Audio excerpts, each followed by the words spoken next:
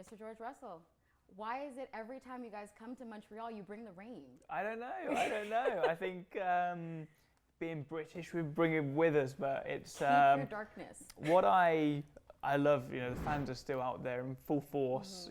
In the rain, enjoying it, and it often spices things up a little bit for qualifying and the race. So I'm not against it. Obviously, your teammate in Lewis Hamilton has found success here. It's a very special place, I think, for the Mercedes family.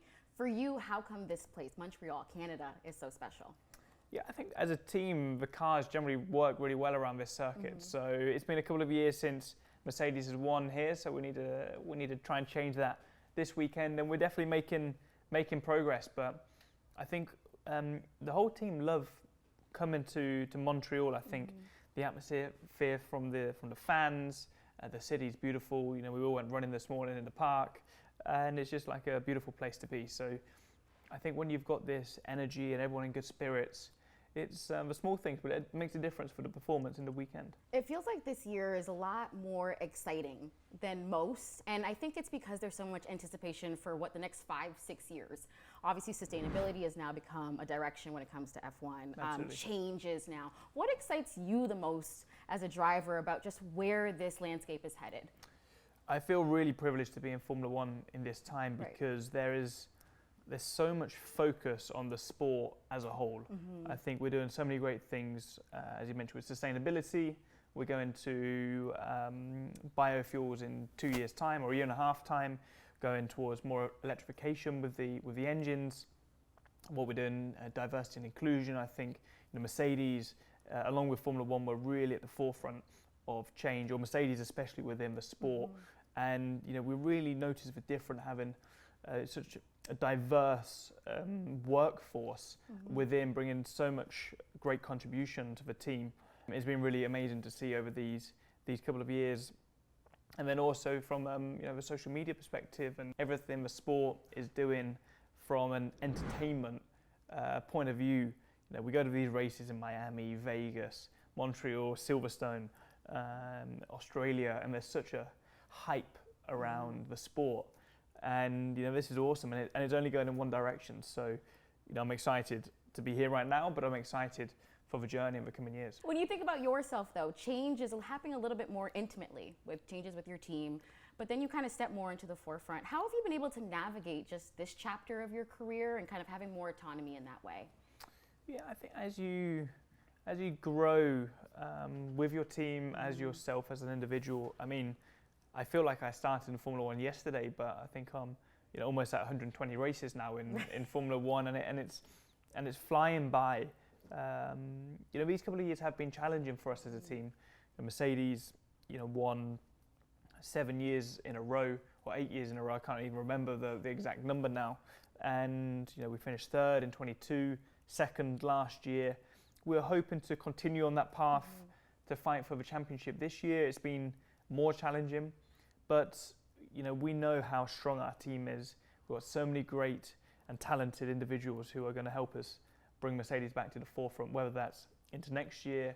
2026 is such an exciting time for us with the changes of these engines, what we spoke about before. So I'm excited for what's to come. Anyone that's followed your journey just knows that you're a fighter. And I think a conversation that a lot of our audience at The Shift wants to have is about mental health, which you've been so open about. How have you been able to kind of keep George here while you're navigating all the highs and lows of your career and kind of really trying to stay the course? Formula One and this life has taught me so much. I think dealing with a strong team of 2,000 people, dealing with the hundreds of thousands of fans who we see every single weekend, or the millions we're performing to across the television, and the emotions you go through with the successes and the failures, traveling the world. What we do is exceptional, but nobody is bulletproof. And I think we all have our days where we fluctuate, and sometimes when you're feeling a bit low, you ask these questions: why am I feeling sad? I'm living this extraordinary life.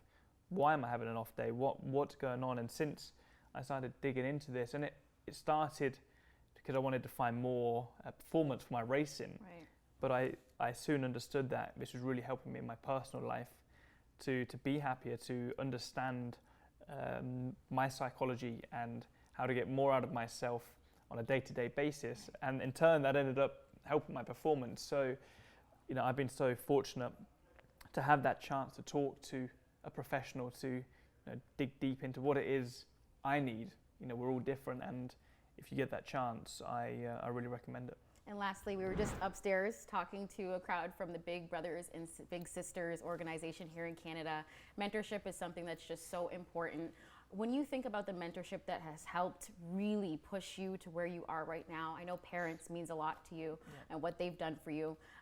How has that village really prepared you for this spotlight now? I think you're having that mentorship from a young age, being supported by the right people, the right crowd, having the right friends around you, you know, people who support you through the good and the bad, is so important, because you know, you need one another.